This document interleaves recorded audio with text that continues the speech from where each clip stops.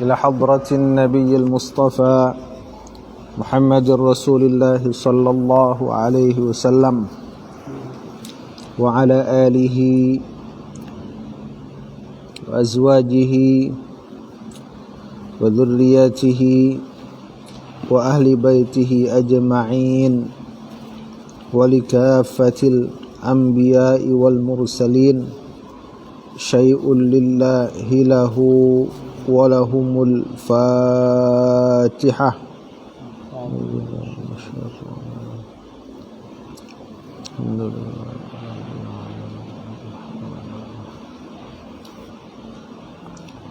إياك نعبد وإياك نستعين.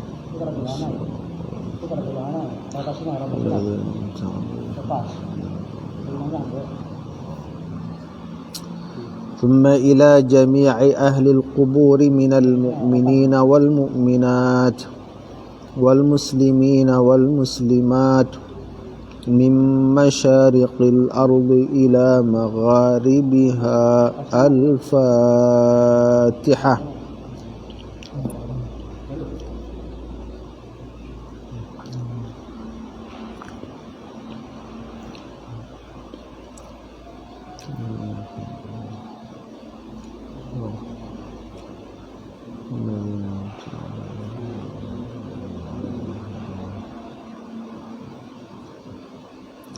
ثم خصوصا مؤلف هذا الكتاب الفاتحة.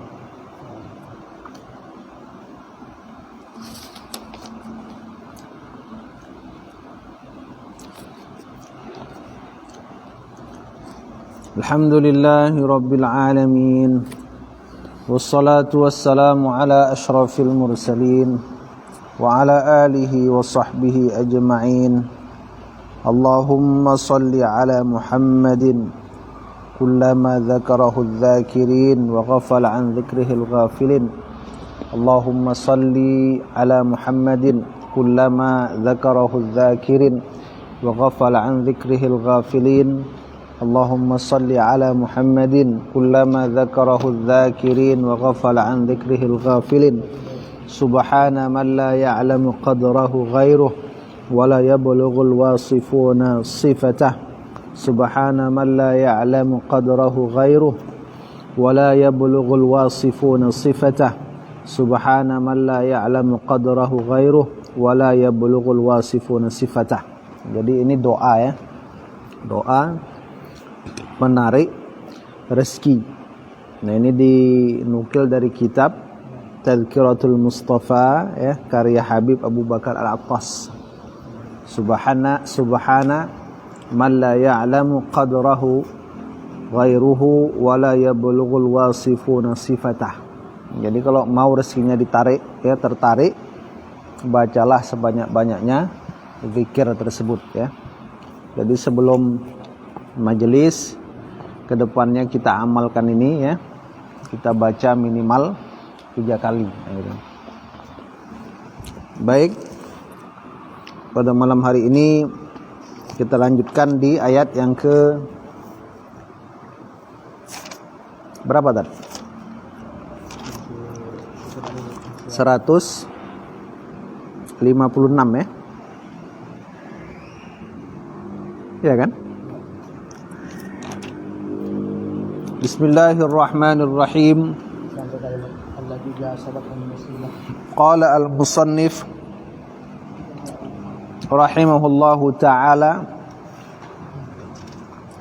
nafa'ana Allahu bihi wa bi'ulumihi fid dharain amin amin ya rabbal alamin. Allah subhanahu wa ta'ala berfirman, a'udzu billahi minasy syaithanir rajim. Alladzina idza asabathum musibah qalu inna lillahi wa inna ilaihi raji'un.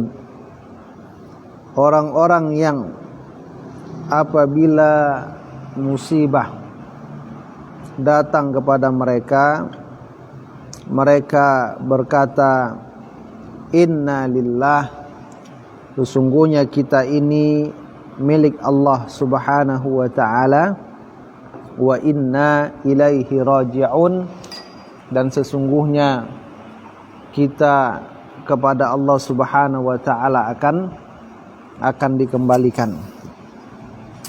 Baik ya. Ayat ini masih berhubungan dengan ayat yang sebelumnya, di mana Allah Subhanahu wa ta'ala menjelaskan bahwa setiap manusia itu akan tertimpa berbagai macam ujian dari Allah Subhanahu wa ta'ala. Lalu kata Syekh, thumma wasafahum biqaulih. Jadi Allah Subhanahu wa ta'ala mensifati orang-orang yang sabar itu dengan firman-Nya, dengan ucapannya. Ya. Apa dia ucapannya itu? Alladzina idza asabathum musibah. Orang-orang yang apabila tertimpa musibah kepadanya, wahia, bismillahirrahmanirrahim,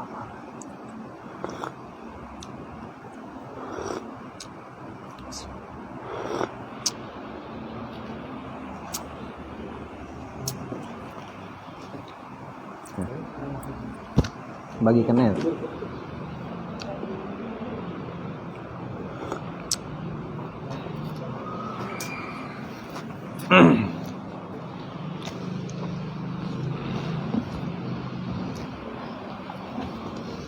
Orang-orang yang apabila musibah menimpai mereka, wahia kullu ma yu'limul qalba.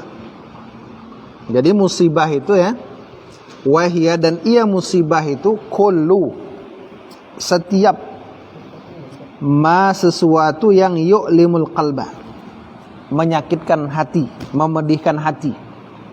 Itu musibah ya. Jadi musibah itu yang pada dasarnya kalau dia datang dia nggak enak hati. Itu musibah. Walaupun nanti di satu sisi ada orang yang ketika itu datang menjadi nikmat. Nah, gitu ya kan?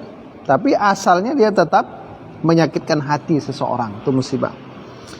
Awil badana, atau sesuatu yang membuat sakit badan. Sakit, apalagi?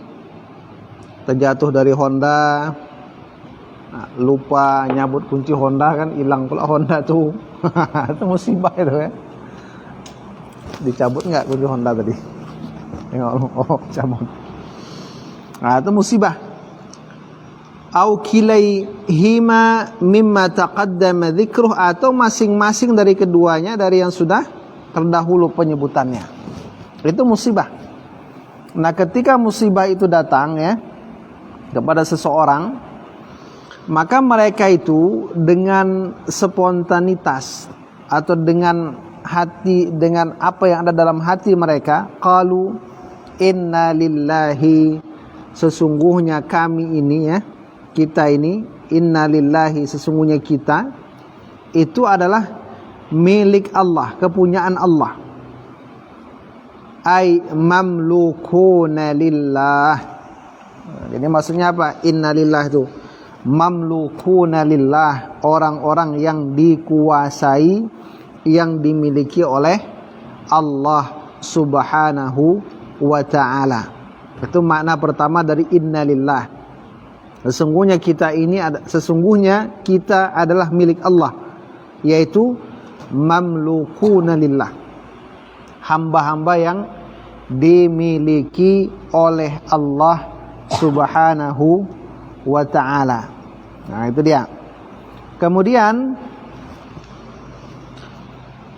apalagi kalau sudah dimiliki oleh Allah Subhanahu wa ta'ala, mudabbaruna tahta amrih wa tasrifih, orang-orang yang diatur di bawah perintah dan pengaturan Allah.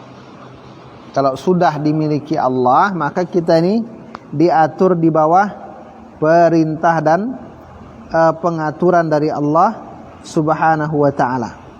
Jadi hakikat itu harus muncul waktu kita membaca innalillahi tadi. falaisa lana min anfusina wa amwalina syai'. Kalau sudah begitu, maka tidak ada bagi kita min anfusina, dari diri kita sendiri, jiwa diri kita, wa amwalina, harta-harta kita, sesuatu pun tidak ada. Kenapa?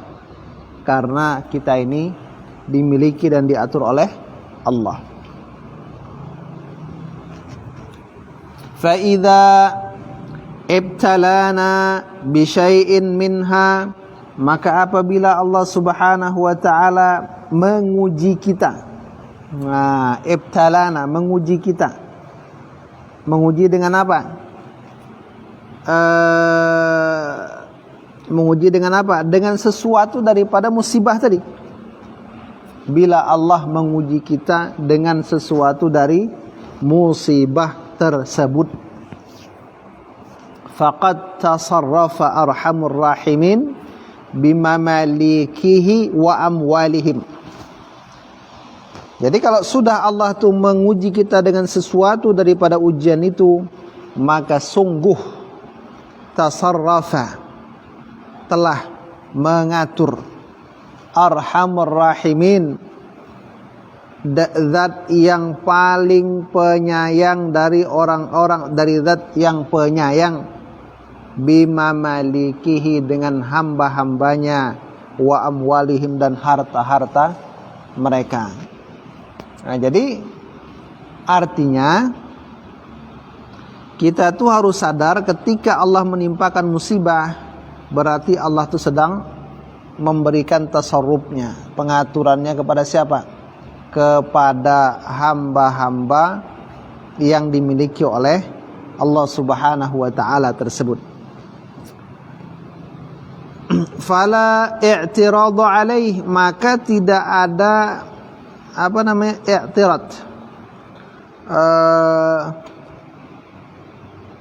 berpaling ya, atau tidak ada protes, maka tidak ada hak protes, maka tidak ada protes terhadap Allah. Kita tidak bisa memprotes apa yang sudah Allah tentukan kepada kita.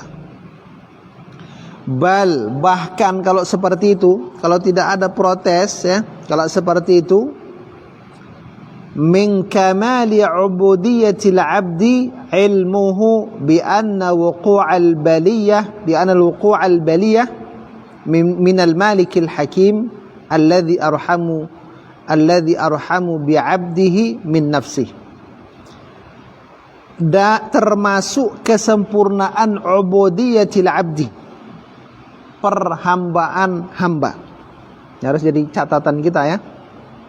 Tadi kan kita sudah tahu itu bentuk tadabburnya Allah kepada hamba, yang kita itu tidak punya hak protes.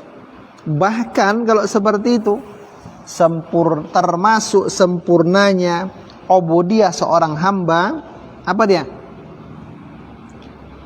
Pengetahuan hamba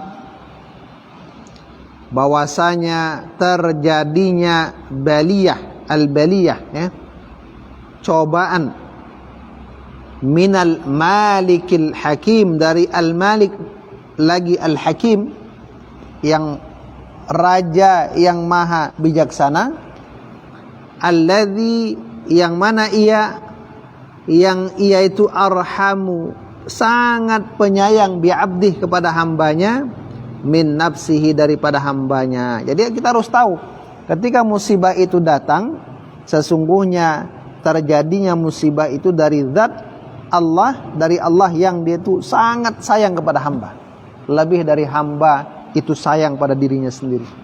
Kalau sudah seperti itu, kita akan muncul sikap, ini cobaan pasti punya hikmah. Nah, kenapa? Karena Allah itu lebih sayang daripada hamba kepada dirinya sendiri. Nah, gitu. Fayujibu lahu dzalika ar-ridha anillah. Maka mewajibkan lahu, bagi hamba itu apa? Hal tersebut yang di atas tadi, di mana musibah itu datang dari Allah yang sangat sayang kepada hamba lebih dari diri hamba sendiri. itu mewajibkan munculnya apa? Ar-ridha, akan sikap reda terhadap Allah. Wah, ini udah tinggi nih ya. Dari sabar itu nanti akan muncul namanya ridha. Keridhaan kepada Allah.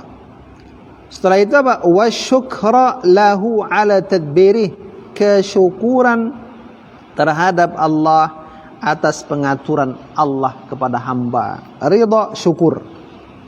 Lebih tinggi lagi. Wah, ya kan? Dari ridha menjadi syukur itu sangat tinggi. Kenapa kita bersyukur? Lima huwa khairun li abdi, terhadap sesuatu yang dia lebih baik untuk hambanya. Sesuatu yang nanti muncul efeknya lebih baik dari musibah yang datang tersebut kepada hamba tadi. Nah gitu. Ada hikmah, ya kan? Kenapa Honda Ustaz Nafis hilang misalnya? Ada hikmahnya. Nah itu dia, dapat Honda yang bangkunya beda dari yang dulu. Nah itu, ya kan? Dulu satuin, sekarang dua pula, kan itu kan?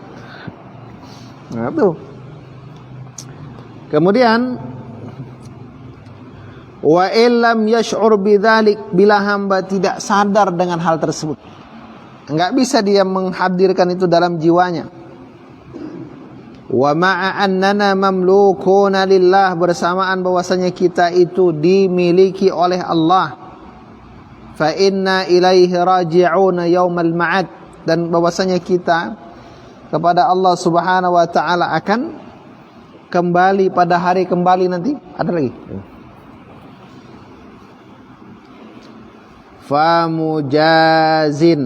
Famujazi kulla amilin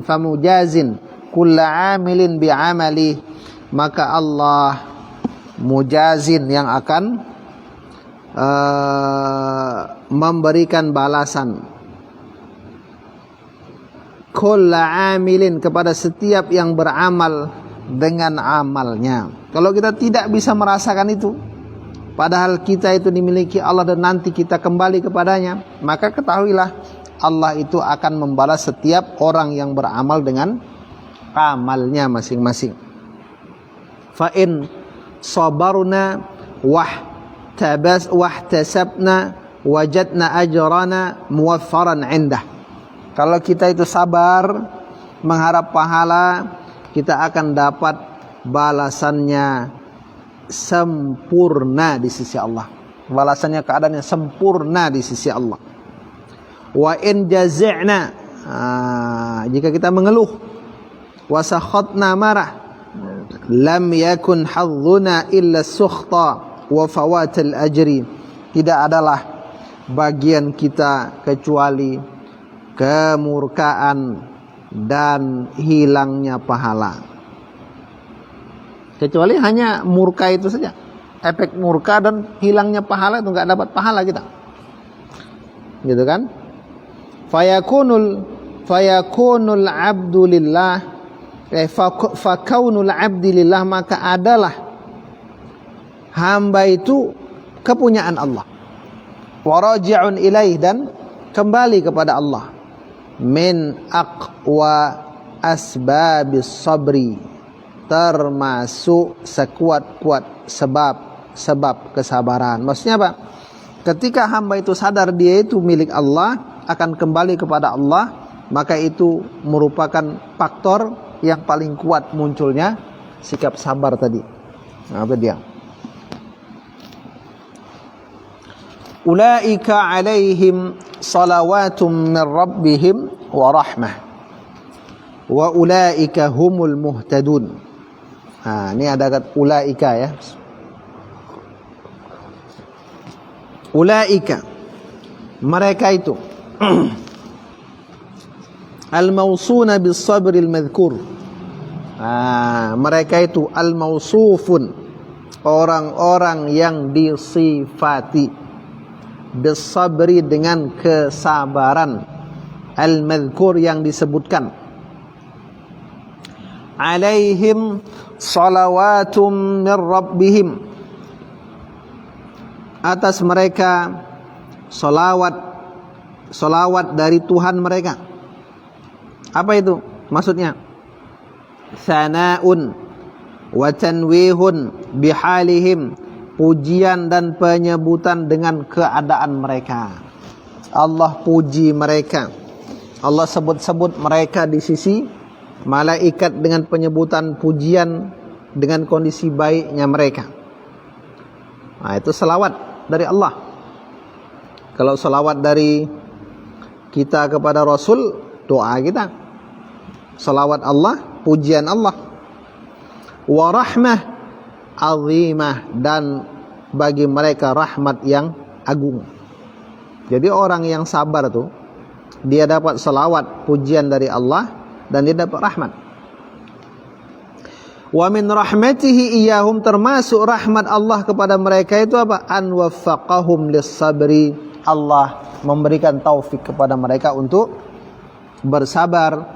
Alladzi yanaluna bihi kamal al-ajr, yang mereka mendapatkan dengannya sabar itu apa? Sempurnanya pahala. Makanya kita mesti terus belajar untuk bersabar agar mendapatkan pahala yang sempurna di sisi Allah Subhanahu wa taala, ya. Baik, kita lanjutkan lagi.